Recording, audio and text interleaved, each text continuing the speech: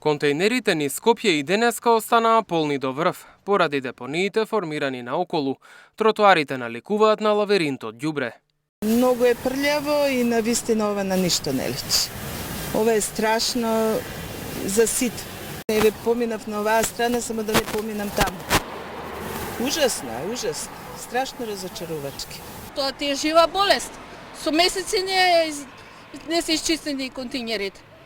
Катастрофа, мириса не е убаво. Премногу малце контейнери има на волку население. Еве, во прашиње сме, во ѓубре сме тука со децата. За мене како ми има укасана една бубачка што не сум видела во животот таква, 2 месеца има волкава џумка од ѓубре, проѓајќи поред ѓубрето.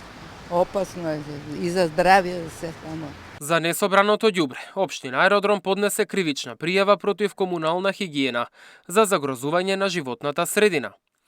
Во изминатите 3 дена успеавме да собереме 24 тони комунален отпад од домакинствата во Аеродром, работа која градското комунално предпријатие не ја изврши. Ова беше возможно само благодарение на ангажманот и трудот на работниците на јавното предпријатие за комунални дејности на општина Аеродром. За загрозување на животната средина веднаш потоа кривична пријава поднесе и град Скопје, но против претседателката на управниот одбор на комунална хигиена Јулијана Спировска. Поради неа и незините политички мотивирани обструкции, повеќе од 3 години предпријатието е нефункционално, велат од градот. Од Сдруженијето на млади правници веќе поднесоа иницијатива за итен инспекцијски надзор во комунална, за да се утврди што се случува во предпријатието и зошто не се собира ѓубрето.